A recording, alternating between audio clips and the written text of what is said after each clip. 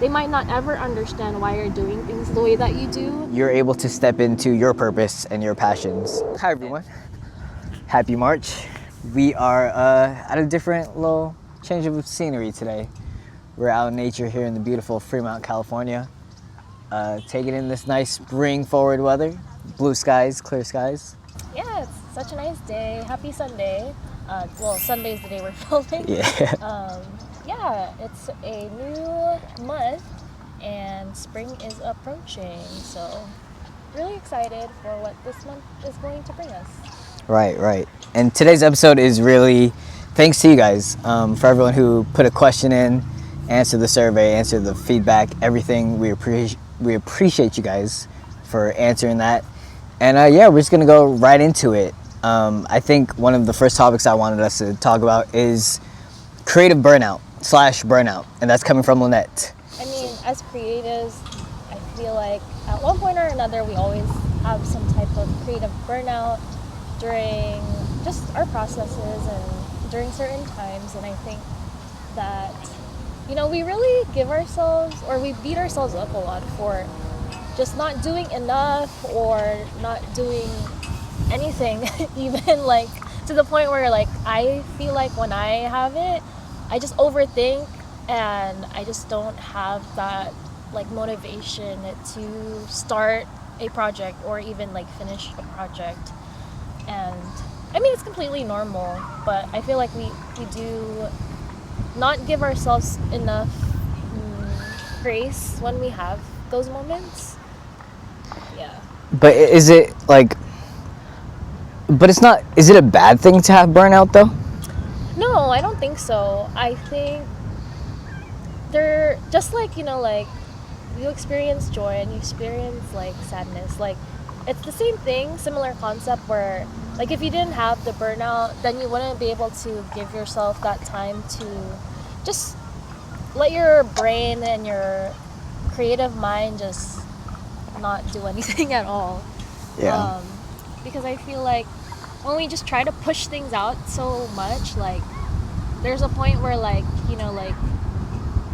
ideas aren't gonna come because there's just so much going on. Like you need to take that moment and like pause and just not think of anything creative sometimes. Like just like you need to ground yourself in like other things that you might want to focus on for like a temporary amount of time. Like it's not permanent, obviously. Yeah.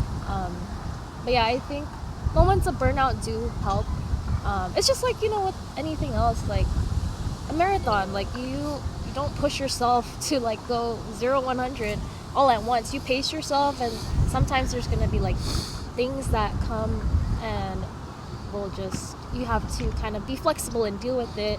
So I think, yeah, there's always gonna be those like spurs of ebbs and flows like in a creative process and like with the projects and things that you do. So I think it's completely normal to have burnout. Right, yeah, and I really like what you said about it being a marathon. The whole marathon isn't a full-out sprint, right? Yeah. You're gonna run at a different pace during some times, and other times you might low walk it, which is okay. Yeah, I do agree. I think burnout is an okay thing and a healthy thing, right? Because it shows that you are working hard, that you're trying your best, and you're giving like all you can, which is what we ask for in life. If you want to do something, give it your all, give it your best. So you're going to have the burnouts.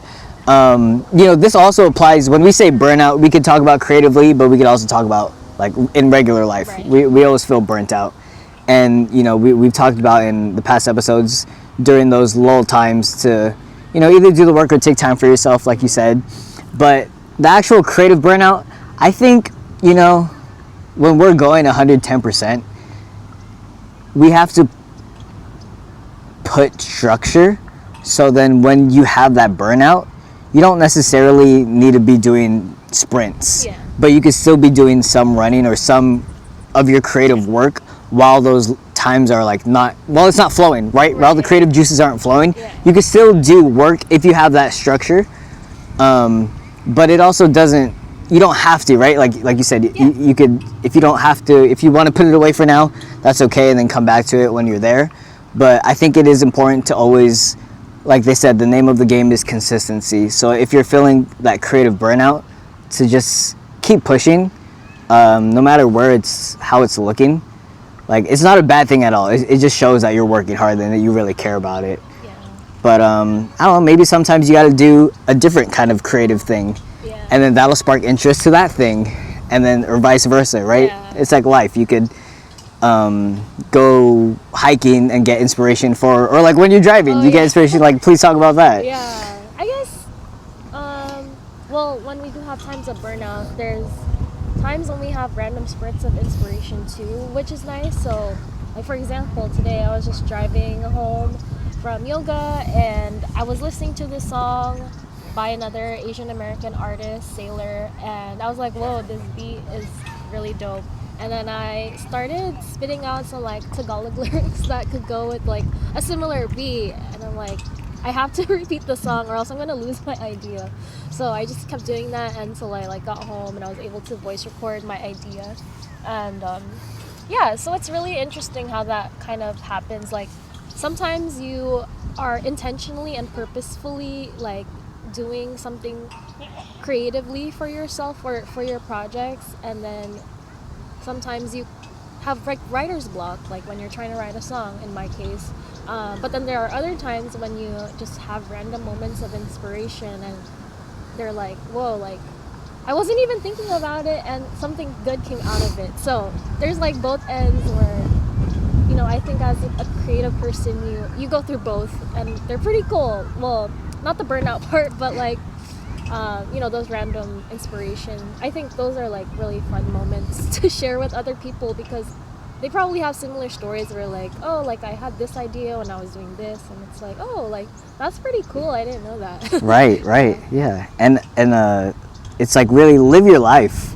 You're gonna get inspiration from something. Yeah. If you're feeling stuck creatively or in a little rut, just live your life. Go with friends. Go on a hike. Go do something not productive. Just do something out of your normal routine, and it's like you could just get back creatively by taking the time away from what's creative. Yeah. Yeah. Like as a creative, one of the things that I always see like or hear like the topic of is like you're never gonna stop being a musician just because you stop putting stuff out. Like we're all humans, so we all have our own lives. So like if you're not active on Instagram or socials or whatever, like that's completely 100% okay. Like don't expect people to like get like new music releases from you like all the time just because they are asking for it. Like I mean, even our most like well-known artists, like they take their time whenever they're releasing something because, you know, they need to have that time. They probably also have a lot of creative burnout or just normal burnout as well. So yeah, I think like having burnout is totally normal, and like you shouldn't have to push yourself so much to the point of burnout, but if you can like slowly like, you know, let yourself remove yourself from that creative aspect or that burnout that you're having and really just like reset. Take the time for yourself to reset and do something that gives you that self-care or find support from people and just like be with them and just talk about something not related to whatever burnout that you're having. And yeah, it's just gonna be a nice way to step out of that burnout mindset. Right. Yeah. And what was the opposite of burnout that we were going to talk about? The opposite of burnout. Or I guess it was like that random moments of inspiration that you get like from doing things when you're not necessarily like intending to like do something creative, but an idea just pops out and it's like, whoa, like I need to write this down. Right. Yeah. So it's like, okay. So I think something we could talk about here is, you know, when we want it to come naturally as much as we can, but sometimes you have to force things, which you won't get the best out of it. But sometimes if you just put yourself in the position to do the work, even when you're not feeling it, something's going to come out of it, right? If you grab that pen and paper, if you put on that beat and then just hum melodies or some you'll get something out of it. So it may not look like your best, but I think you could still find ways to be productive when you're productive, when it's not looking like as your version of productive, Yeah. right? If that makes sense. Yeah, I think so.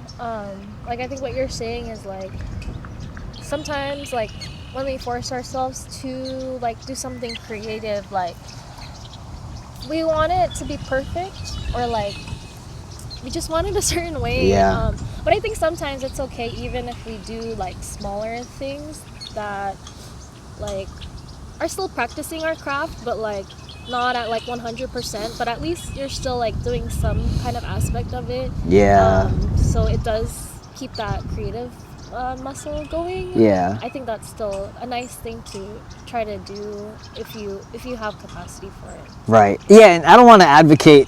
I don't want it to sound like I'm choosing sides of like, oh, hustler mentality, like go go go, you got to be productive or whatever. No, it really is whatever your balance may look like, right? Whether that's 50-50, 70-30, 90-10. Yeah. It really is just whatever you find what works best for you. And I guess where I'm at, like personally, when it comes to having that burnout of like life, like I felt burnt out all of January, but for me personally, I was able to get out of that personal burnout by kind of doing the work. And like the work was still getting done regardless, even though I was feeling like very low in January. But like I'm grateful for what that work has been done, or the results of doing the work during the times of that were hard. Yeah. Because now that I'm have the ball rolling again, that just made it so much easier for where I'm at right now. But again, like I said, I don't want to say, choose one side of like, it's just whatever works best for you. Yeah. And whatever that may be, that's what it's like. Yeah. And just like, like keep going.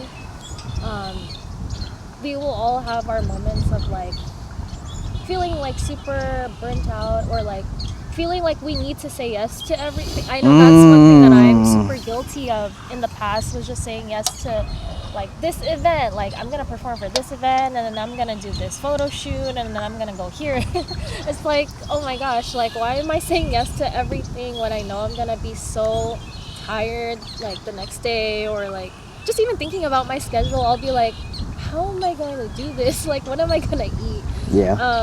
But yeah, so I think like really being intentional with choosing which projects that you want to do, and learning how to say no to certain projects was something I had to learn, as I became more involved, and learning to, like really figure out like what I had capacity for with my energy, my battery level, like my social battery levels, and like enough time to rest, and in between those things, like I really had to learn how to do that.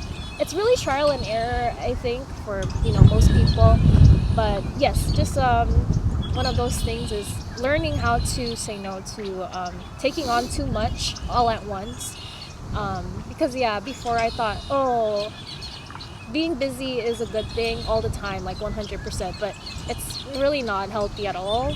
So I think that's one thing that I was very much guilty of, was taking on too much all at once for creative projects, because I felt like, oh, if I don't take advantage of this opportunity, I might not be able to do it again. But that's not really the case. Like I feel like if it's really aligned with you and the projects that you're working on, then another opportunity will come. Yeah.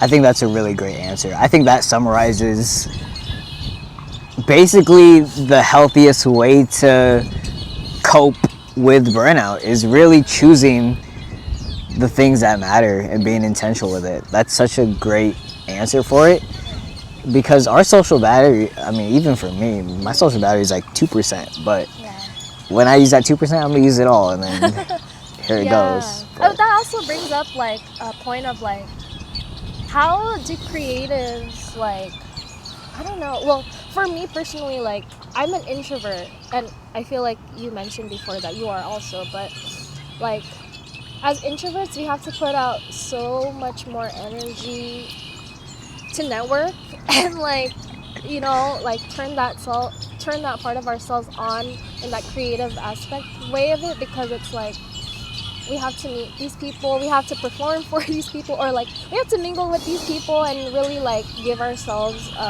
our energy to the people so that they feel our energy.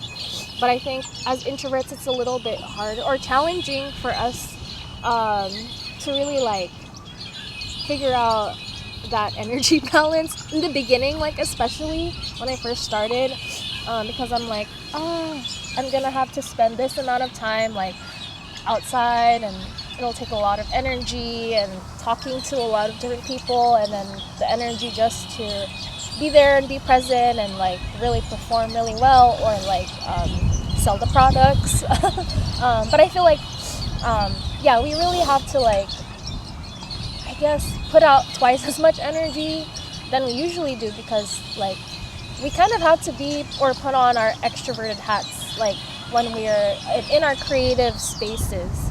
But I mean, obviously I'm not saying that extroverts don't have to exert as much energy, but it's just a little bit different like navigating that as an introvert, and I completely understand that personally, because I am an introvert. So I feel like when that happens, when like an event, for example, I will like purposely take the day off, like the next day, or like I'll have a certain time, like I'm only gonna spend this much time at this event, and then I'm gonna leave and go home because I need my energy and my time alone. Just like, or I'm gonna go on a long drive and blast my music and just enjoy the sunset or something. I just need to like be in my quiet alone time even before I go home, or if that's even like sitting in my car. I'm just gonna sit in my car because it's the most quiet place I have right now. Yeah. How about you? Like, is that something similar? No, definitely. I think that's why I cherish my solo car rides. Yeah. Whenever I'm driving to work and back home, whenever I have that 45 minutes to an hour to myself, because everywhere else I'll be with other people, but like during that drive, oh man, you know, I'm blasting that music, I'm crying, I'm playing all the sad songs or the turn up songs, and it's just having that time for myself. It is nice, and I'm able to get that time during busy pockets of my life because it's the drive. But obviously you should cater and do something for yourself, carve out actual time for yourself whenever you can, which is a nice thing to do. It's like, hey, go to the movies by yourself, go to the mall by yourself, read a book. Yeah, there's a lot of fun things. But I wanted to, even for my example, like last year I did 16 pop-ups in 1 year. Wow, that's a lot. Right, and I was like, I turned down maybe like a couple pop-ups to do, but that one, it's like, versus this year, I'm just super intentional with what the pop-ups I'm doing. Like I want them to like either count or just make sense for who I am and like aligned with. So I don't want to say that because who knows, maybe I will be doing 16 more pop-ups, but at least right now I have like 6 or 7 lined up. But other than that, no, I don't want to do full 16 because it's a lot. It takes a toll. But yeah, it's always a nice thing, especially when we do something that we're passionate about and it's fulfilling, and we're able to exchange energy with people that we meet outside in the community, and to get that, you know, back and forth. It's very nice. But you're right, as an introvert and shy individuals, it is scary at times to do certain things, and it takes a lot from us, and then we just pour back to ourselves after, however that may look like. And I think also like another reason why we push ourselves to be out there is because we know that we can inspire someone who's also very similar or scared and like just want to be that one person that makes a difference for that person. Yes. To make that impact, because, you know, like showing up for yourself can also show up for someone else, even if you don't know it. Exactly. So yeah, it's very I think it's uplifting, like to see or to be in those spaces or be in those community events, because I always find inspiration through other people and their stories that I end up being able to meet or talk to. Right. All right, we are back at this podcast topic number 2, and this one came from someone on Instagram, and they asked us, how do we deal with intergenerational trauma? So thank you to whoever asked this on Instagram. And I want to start with the definition of intergenerational trauma. And basically, it's the transmission of traumatic experiences from one generation to the next. And I think this one is a really good question or a good topic because, I mean, obviously, so both my parents were born in the Philippines, so I believe I'm considered a um, second generation, because I was the first one born here in the U.S. And I think that it is really challenging to navigate it, especially if you aren't aware of what it really is and how it was passed on to you. Because, I mean, as kids, or like for me, like I just kind of took whatever my parents taught me, or kind of instilled their beliefs onto me, because that was all that I knew at the time. And I think that it's the same thing for them, like my parents. Like, they only knew what they knew from their parents, and so they couldn't like stop the cycle of the traumatic experiences being passed on to me, because they were so focused on just like surviving, because they literally left their home country and started a new life here. And so for them, they didn't really have the luxury to like for us, for example, like we are very like lucky or blessed that we have the outlets and resources to actually like dig into ourselves and like work with someone like a therapist to really like break down everything that makes us who we are and why we think the way we do. Because a lot of the stuff that we grew up with from our parents were passed on from them, and they're learning. So it's a very, very complex process. And so I think that's why the work that we do as individuals now, like, I don't know, for me as a second generation, is like I'm really trying to learn and be aware of, the things that I say and do with my people in my life, because I understand that there's a more long lasting impact in the things that I do, and the beliefs that I have, and the values I have, and how I communicate, and how I listen, and things like that. Because I feel like we really are a lot more open minded, because we have all of that awareness of, how the past and everything shapes us. There's just a lot of different factors that really led us into being who we are and how we think right now.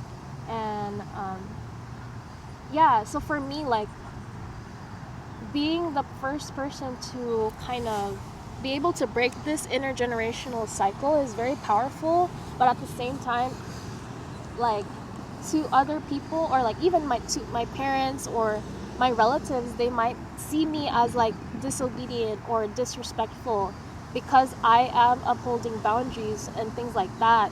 And like, to them, it's like, this is very weird. Like, why isn't she like being complacent, or like silent, or like, what is up with her behavior? Like, so I think it's really normal for like the cycle breakers, let's say, like in our generations, to be like the black sheep of the family, because like our family or relatives, like, Filipinos, like, they don't really understand what we're trying to do for the future generations. And it's like, man, like, if our ancestors could see like how far we've come at this point in our lives, they would be like, congrats. Like, whoa, like, look at what you're doing. Like, it really is important work to like be able to reflect and unlearn these things, and work with resources, and really like try to teach our parents also like the things that we're learning.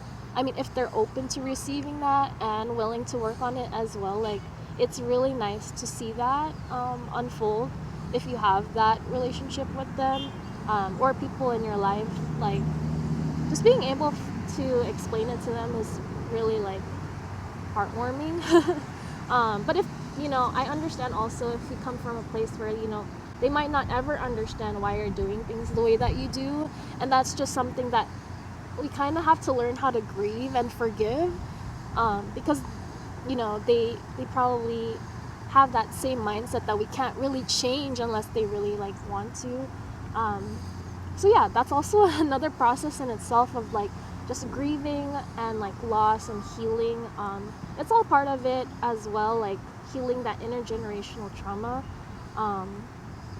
I mean, it's a big thing to kind of have to undergo and have responsibility for, but I think it's really important work, not just for ourselves, but again, like our future generations. Like I really want, if I choose to have kids in the future, like I would never want them to feel like they can't communicate with me or anything like that. Like I really want them to be able to be open and learn how to express their emotions and learn how to know what emotions are. Because for me, like I don't really think that I was taught to like express emotions in a positive way. Like I just knew how to like bottle up my emotions or just really bite my tongue in situations where I should have really like spoke up for myself, not in a disrespectful or disobedient way, but just to like really be able to voice my opinion and have it validated, even though they might not have the same opinion of things. Like just small things like that. I think dealing with intergenerational trauma for me is really like learning how to give my inner child like what I needed when I was younger, and just kind of like thinking of myself in that way of like, how would I talk to her now? Like, like how would I forgive myself for not knowing certain things, or how would she need love today? Like things like that. So I always kind of like reflect on those kind of things when I'm trying to like unlearn something. It's like, oh, like as a kid, this is why I had these kinds of tendencies, is because of XYZ from my upbringing, with my family, and it wasn't really like taught how to like express those emotions or things like that. Like there's just a lot. It's a very complex thing to kind of it's a big challenge to go through and process. But I mean, I really hope that everybody watching this is able to at least maybe like bring up those conversations or topics if you feel comfortable and you're ready for that conversation, like to have that with like your parent or whoever raised you, or even just like a friend, like just to talk about these experiences and see where we had similar like experiences because of our upbringing with our like Filipino or immigrant parents. Like it's really important, I think, to even just like talk about it. But if it's not something that you're able to do now, like I hope you find the strength to one day, because it is really freeing, like once you do and you're able to like really forgive yourself for the things that yourself didn't know back then, and your parents, because even though we're also like getting old, like they are as well, and they're also going through life for the first time. So it's a lot to handle. So yeah, I would say put yourself first, but also if you're able to, you can extend that to your family and bring it up to them too if they want to go through therapy. But if not, then again, I just kind of learned how to forgive them for not being able to have those tools or that awareness, and kind of have to meet them where they're at, even if it means like they'll have that same mindset. But at least for myself, like I know that it's not something they have control of, maybe for their emotional like level. So yeah, that's something that I think I learned from like doing a lot of therapy. But again, every situation is different, so I would highly recommend to do some research and see what works for you. But yeah, working with a therapist really helps me the most with the intergenerational trauma. But I feel like anyone can really do this as well, like just reflecting on like asking certain questions of like, as a kid, like, what did I experience that was traumatic for me? Like, why was that? And kind of like dig deeper into, like, I guess, how you used to react to things back then, or like what triggered these things, and like write them down, because sometimes you'll find like patterns, and then you can hopefully work with a therapist. Like, there are a lot of therapists that are doing this on a sliding scale, or there's free resources. So yeah, if you ever need help, like, we would be more than happy to like compile some resources, especially in the Bay Area, or like Asian identifying resources. Like, we would love to put that together. But yeah, Vince, how about you? I know I said a lot. You're but, good. Yeah. yeah, feel free to touch on any topics that you wanted to talk about for Ye- that. Yeah, I really do believe how we were raised and our intergenerational trauma affects our relationships with everyone.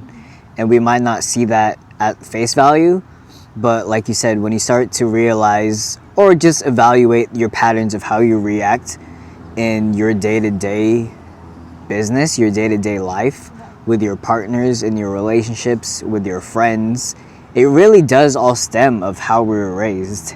And it's not a fair thing to put that on our parents and ourselves, like you said, right?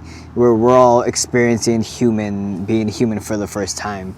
So it really comes down to just one, realizing that these patterns are happening, and now the main thing is learning to unlearn, Yeah. to relearn a different kind Right. of mindset, Right. or a way of going about it. Right. And it's a very delicate thing to touch on, especially as, for us, we're speaking because we're Filipino and Yeah. that's how we grew up, but this can translate into different backgrounds of life and how people were raised. But it really, the healing aspect of it, like our last episode, it really goes into just having that new mindset of like, hey, this didn't serve me, now this is how I should approach it in that kind of way. And another example you brought up is bottling up your emotions and not knowing how to process them. It's definitely something that I grew up with, and it's like that just led to anger and rage and resentment, which is an unhealthy thing. So it's like a way for you to process all these emotions. Like you said, resources, you with a therapist and all the other resources that we have out there, because our parents didn't know those resources existed. So how are they to tell us like X, Y, and Z when our world is basically our parents and like what they built. So like growing up, that's how things were manufactured. But as we grow older and realize that this world is so much bigger, people have different beliefs. Everything just stems down to, have people learned how they grew up and like their intergenerational trauma, and have they healed from it? And do they want to change it? Do they want to learn that, hey, I could have control of my life right now, and this is how I want to fix things? So if I could vocalize that to at least people of my generation and younger people, I will instill those values for this better future. Will I get to that point of, do I want to fix the relationship that I have with, elder, et cetera, Of course, I would love to, but like you said, people are only going to change if they want to. So it's like having that acceptance of knowing that, hey, some people are only going to change if they want to. Yeah. But I know that I want a better life, and that these patterns didn't serve me in a healthy way.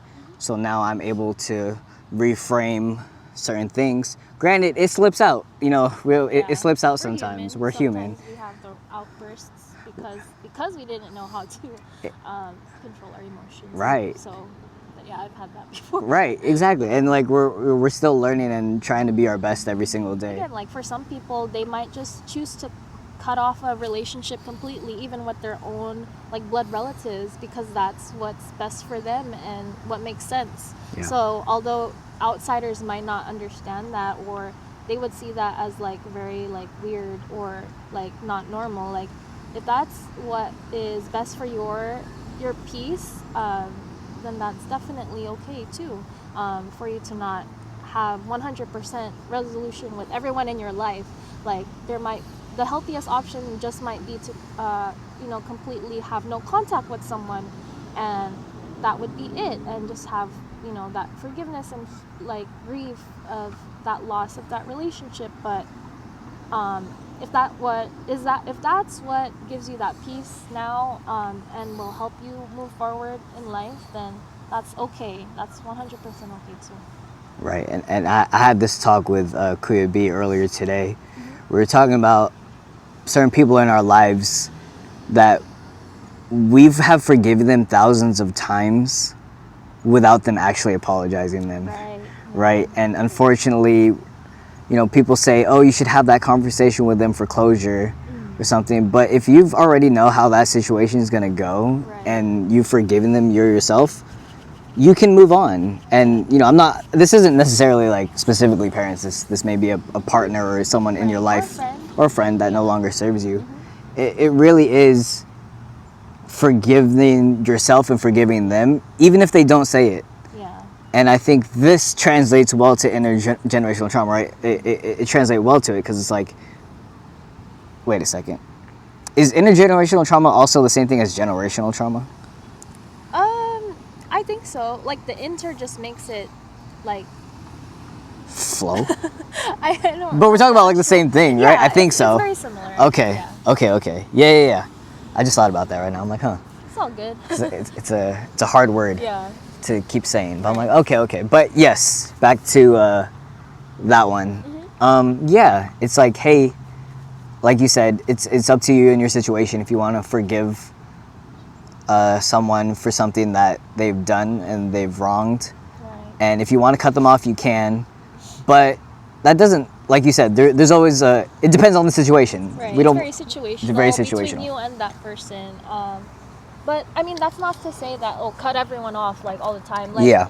I obviously do what's right for your situation, but sometimes there are times where you have a falling out with someone who's a friend, like a longtime friend, and maybe years later, like you both have learned and grown or evolved, and want to have a conversation of like, hey, like what's going on? Like, do you want to check in? Like, do we want to have a relationship, whether that's rebuilding that friendship again, like that's also totally possible.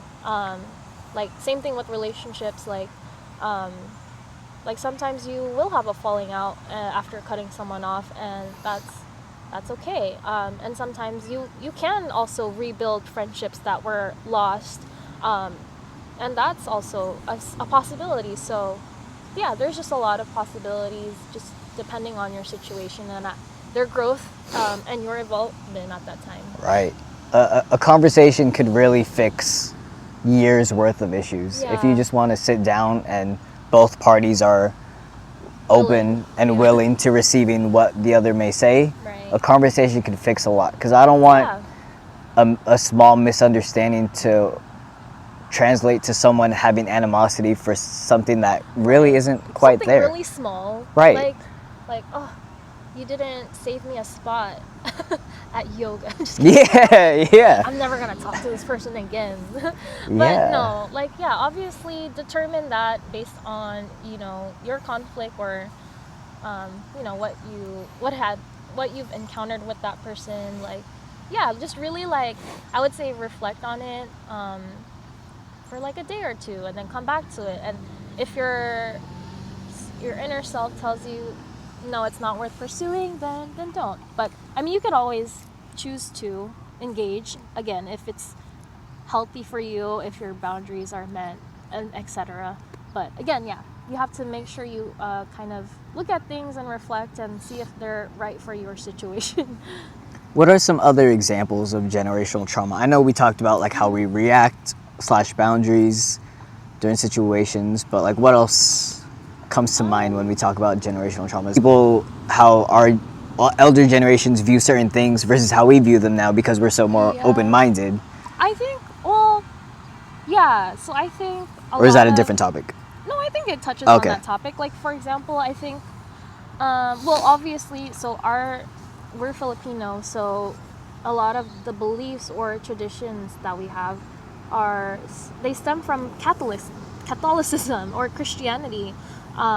So I think, yeah, a lot of beliefs that we have that were passed on from our parents and our grandparents were rooted in like religion. Correct. Yeah.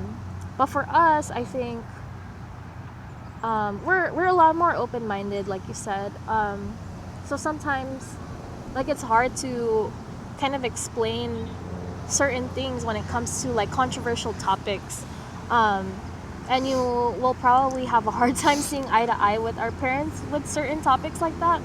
But I mean, for me, like, I tend to like bring up like, oh, the news or like articles and be like, oh, like, did you hear that this is happening? And I try to explain like why I think it's very immoral like for this kind of thing to happen.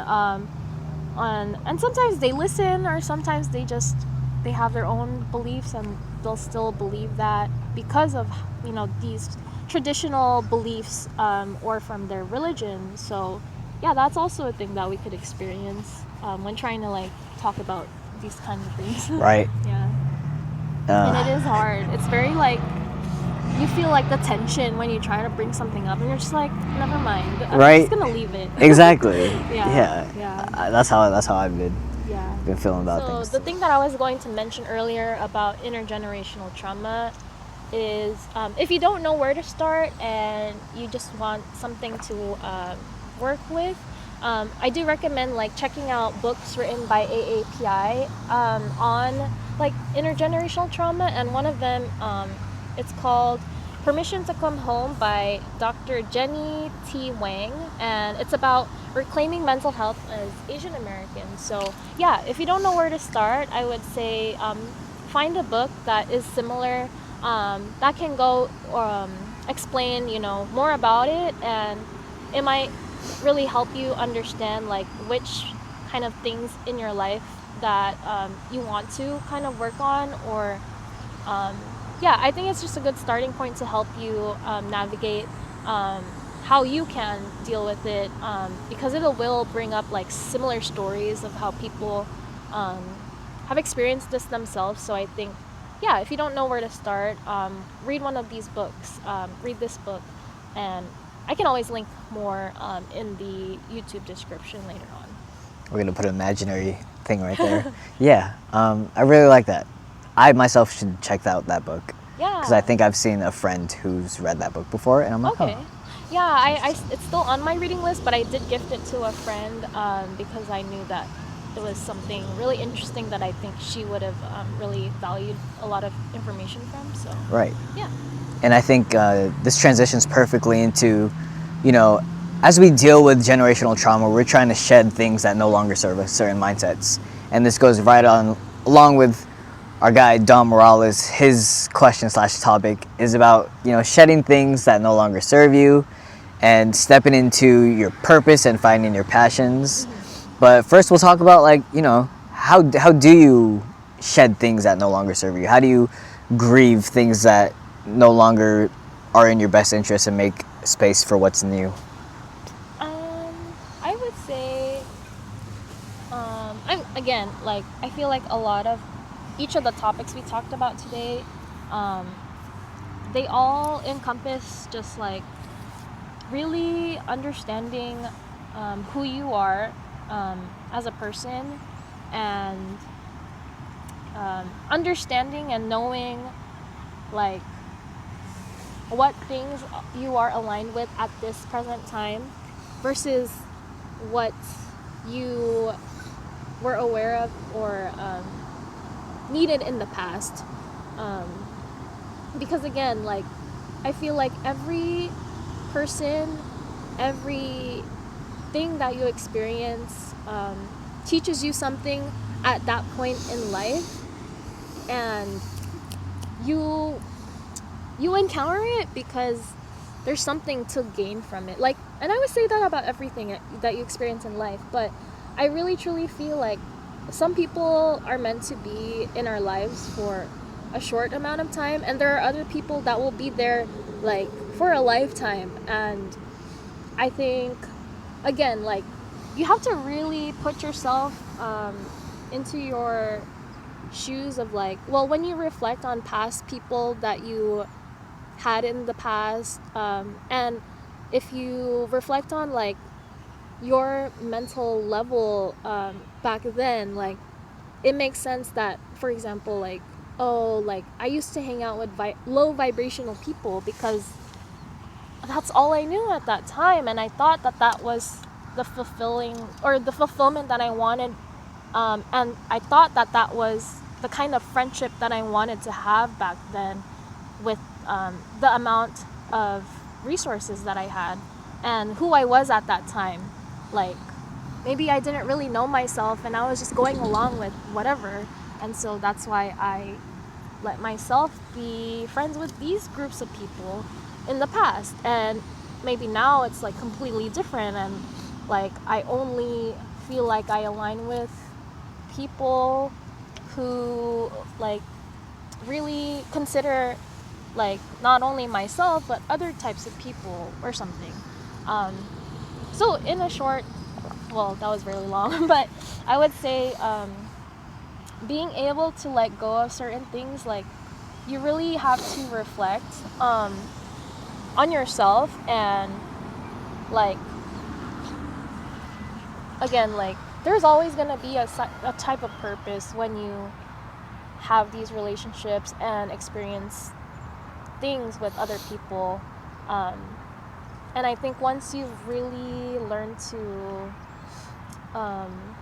understand why that is, and like why things played out the way they did, and you really feel like you no longer need that in your mental, and you can let it go and like start fresh. I think that's when the growing really happens. Yeah.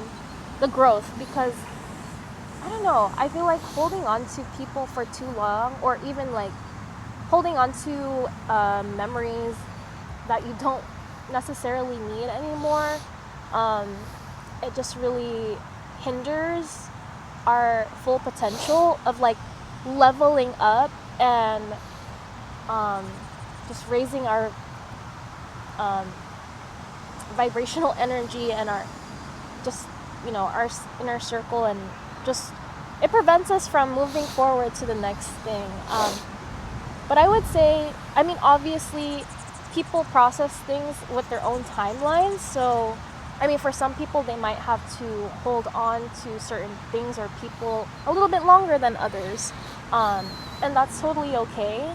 But again, there has to come a point to where you find yourself at peace, and you kind of just have to wrap it up and like throw the key away to that stuff when you're ready. I can't really tell you when you're gonna be ready, but I feel like you'll know in your body or in your emotional wavelength. I don't know what I'm saying, but like I feel like you'll know, once you're able to like really release the energy of all of that you don't want anymore. Like I think you'll know when it's ready, when you're ready to. I mean, sometimes you'll need a push from like people. Like I've had people like in my corner, like when I would try to like talk to them and just for support, and they're like, well, like having a little pep talk, and like they'll kind of like push you to where you need to be in order to be ready to let go. But I guess in general, like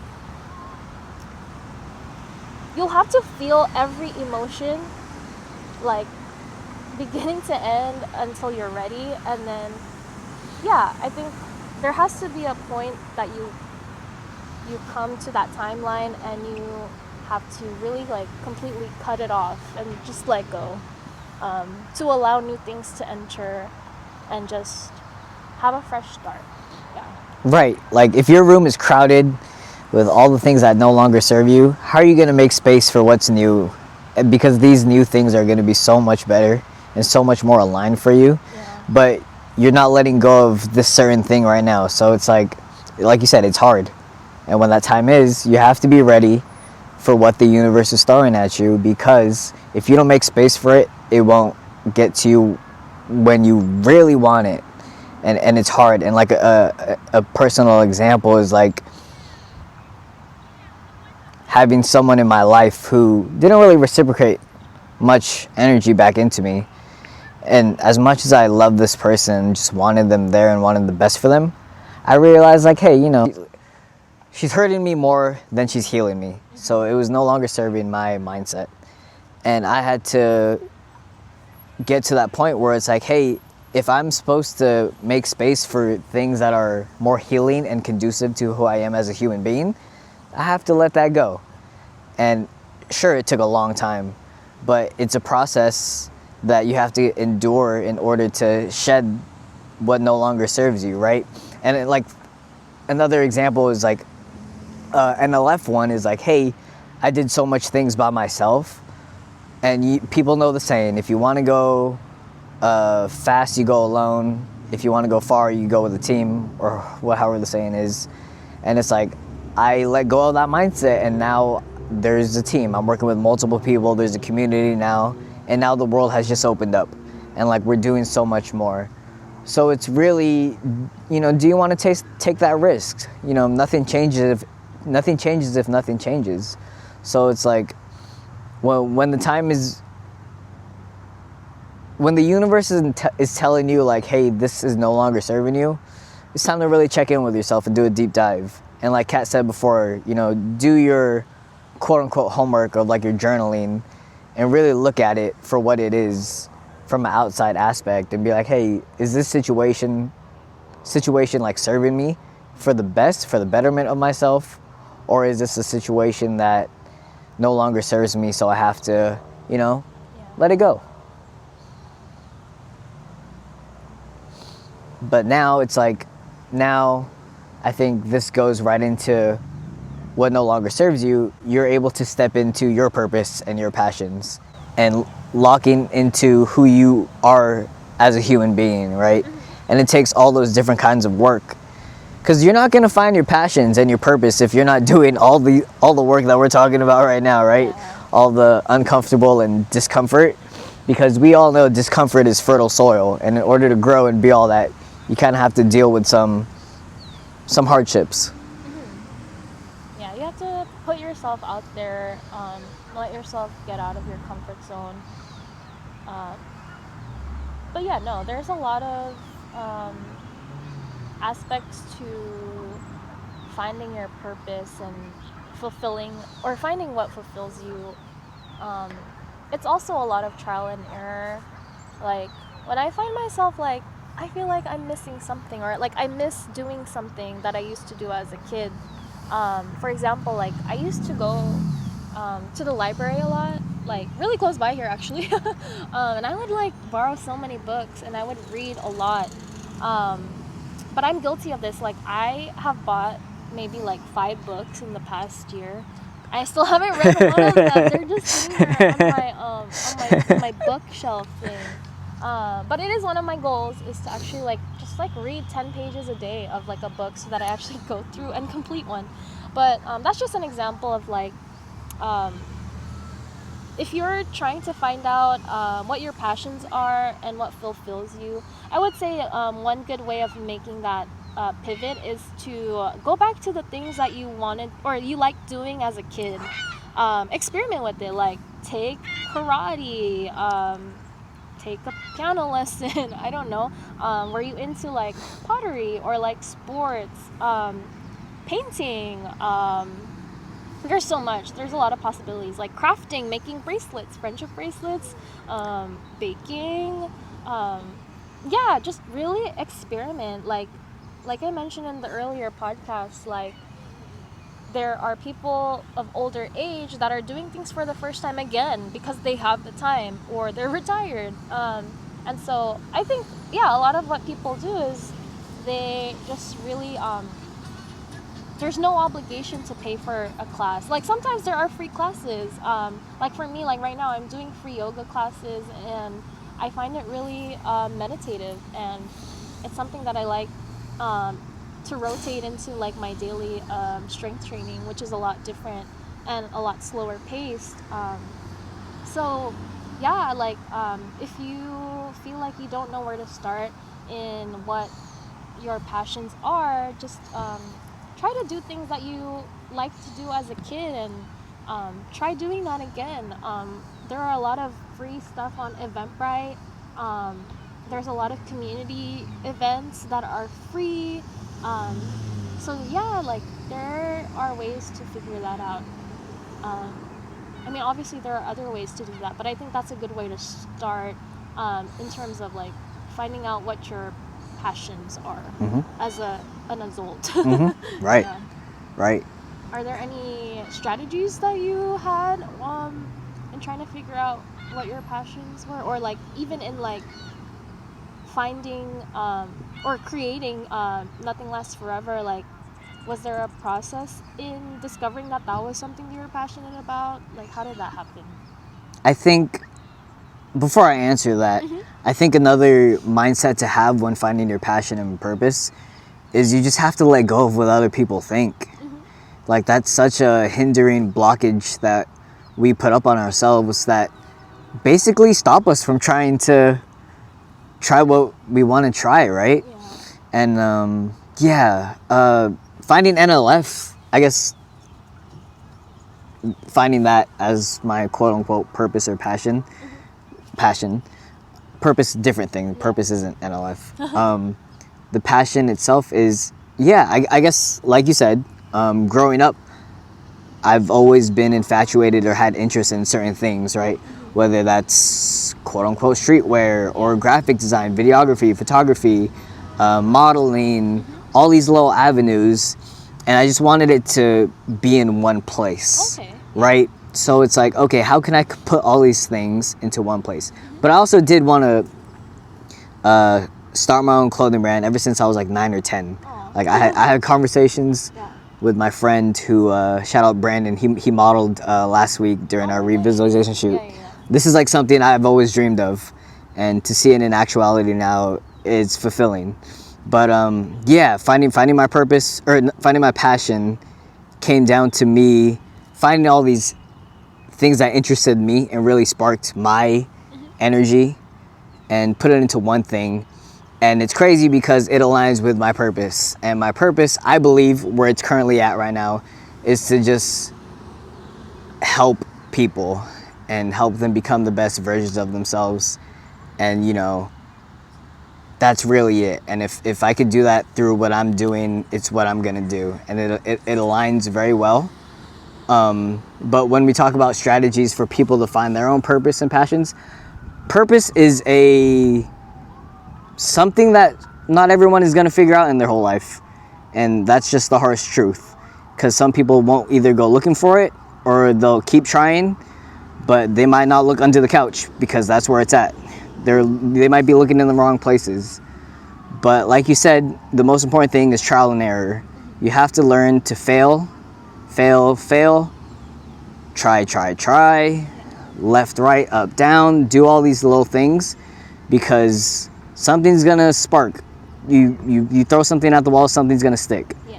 And it's like I said before starting this, it is something you have to let go of what other people think. Like you're gonna look silly at times, Yeah. or people are gonna question you just because that's their beliefs, but that's not yours. Everyone's world is different. So if you could just hone into yourself and keep the bigger picture in mind that this is something you want to really go for it.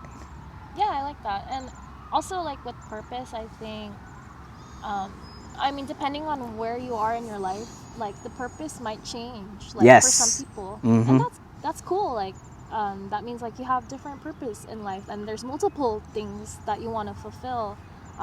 Like for some people, like having a family and becoming a mother is like their next purpose in life.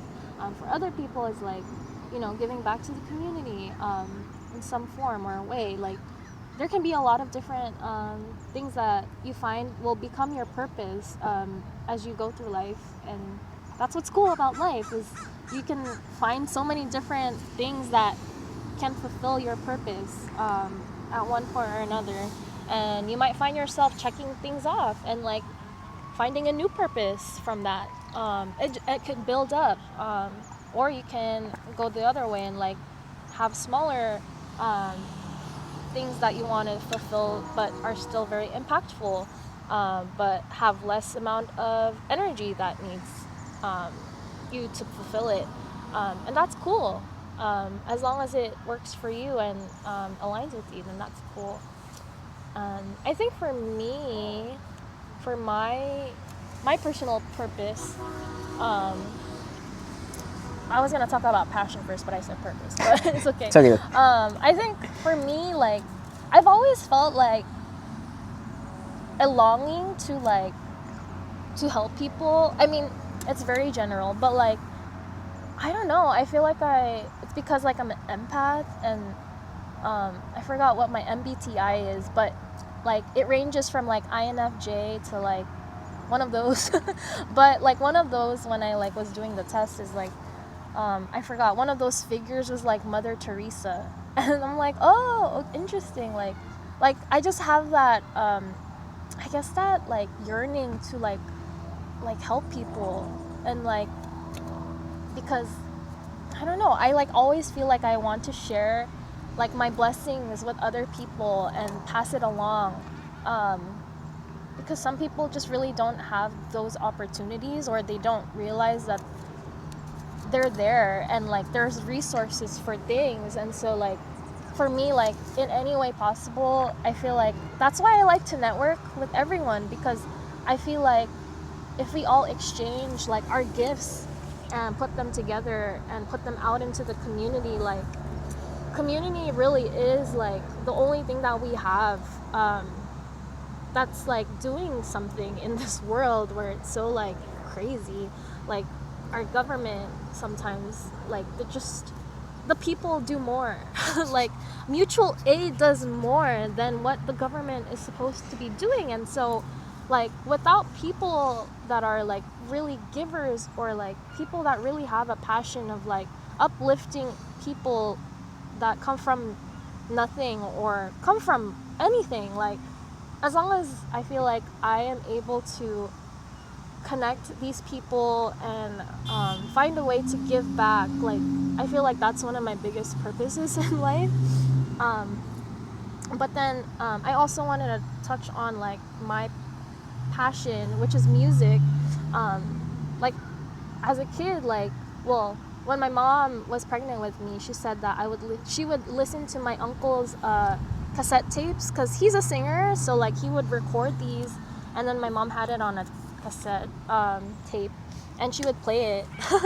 So I guess that's like one reason why like I love music so much. But my dad also sings, and he plays guitar, so as a kid, like he would always be singing karaoke. So my parents would tell me like at age 3, like I was already singing with the mic. That's awesome. And I would memorize music and I would sing them, like, and I would have all 100% lyrics, and I would say them with so much clarity. Like, what? Like, this is crazy. Yeah. But I feel like for music, I think how I understood that it was one of my big passions is just like if I didn't have to worry about how much I had to earn from it, like I would pursue it like 100%, wholeheartedly. Like I would just do music as part of my life. Because I feel like if, for example, like if I had to live like in a confined room with no music or anything, like I would go crazy. So I think that like that was one way that like I knew for myself. I was like, I really need music in my life. Like it's one of my passions, and it fulfills part of my purpose, which is with my music. Like I really want to be able to connect to people and heal them through music, because music is really healing, and music is also therapy. And so I feel like, you know, I used to sing at church and like in my youth groups, and like there were times where like I remember one time I was singing or I was cantering, and my mom was like in the front, and I just saw her crying, and she was so moved. Like, well, it could have also been like she's like proud of me, but like even I wanted to cry while I was singing. It's very powerful. Like, so I think a reason why like a lot of musicians love what they do is because it is really healing. And like music has been a big part of like community movements and revolution, and like, so it's a really powerful tool. And I guess that's one reason why like I love music so much, and why I want to be able to put my art out there and connect to other people. um, yeah, and as an artist, like I actually wanted to start putting out like lyrics and music in Tagalog, but not just Tagalog, but like Taglish, so that like, I don't know, like there's just a lot of music that's catchy, like K-pop, and like you learn language from it, and True. you get curious about like, oh, like what language is she speaking. So I think that's really cool, and it'd be cool to like put those two things together and like put out music, and hopefully it'll inspire people to learn Tagalog. I love that. Yeah, I don't know, I went all over the place, but No, you're good. yeah, I think a lot of finding passion and your purpose is just, yeah, like I mentioned earlier, like the trial and error, and like figuring out like what's something that wakes you up in the morning and you really need like to do, otherwise you feel like it's missing from your life. Right. Like, yeah, again, in self-reflection, understanding who you are and why things are important to you, I think those really help you figure out things. And I don't know if you've heard of ikigai. I don't know if I'm pronouncing that correctly, but it's like a Japanese phrasing, and there's like a drawing, and it kind of shows you like what your purpose is and figuring that out. So I also recommend that. Okay, yeah. to our audience. Yeah. And I wanted to affirm you when you're talking about your passion about connecting people and building that network and community. Right, you could do that with your brand. I attest to, just so grateful for Kat for everything, because she's done so much, and she's very instrumental to what NLF is today. And I know as we put this episode out this week, keep an eye out, because things are about to get a little shaky in the NLF world. But yes, like I wanted to attest to you of your purpose, that like, hey, I am a testament to that, and that you have done that not only for me, but I can see all throughout the community that we're building, that you've positively impacted these people in such a great way in fostering the networking community. And then even for your passions, shout out Ati Darlene and Kat and Rihanna May on their Better You remix. That just came out recently. Yeah, was that last hook? Did you guys all like switch off? Is that what it was when you went first? Like we had an idea of, or it might have been Isandro. Like he's like, oh, it'd be The kind goat? of cool if like each of you, excuse me, I burped, would sing part of the chorus, and you don't expect it. It's like, oh, like all of them got together, and sang on the chorus. So that was cool. Shout out to Isandro. The goat. Yeah. I love that. But yeah, no, I'm really excited for the new unveiling of Nothing Lasts Forever. So sign up to be on the wait list to be the first to know. But yeah, Vince has done really good things for our community too, like connecting those vendors and like being out in the community and meeting awesome people, and bringing his message from his clothing like out there into the world, and taking action and moving forward with purpose is on this journey. So thank you. Putting a lot of good energy out there. Thank you. Heck yeah, grateful. I think that wraps up today's episode that we didn't talk about, that you wanted to touch on, either that's a previous topic or anything on your mind right now. I mean, I guess since it's March, like spring is coming up, spring cleaning, like now is a good time to prepare for clearing out what no longer serves us. Oh my gosh. Like donating things, or just take like 10 minutes out of your day, or just do some either physical inventory or mental inventory, and like try to like clear out some of the things that you don't need. Whether that's social media or like actual things in your house, like it'll feel really nice afterwards. Yeah, you got too many clothes. Clean your closet. No, that's me. It's true. Oh my god. Yeah. Yeah.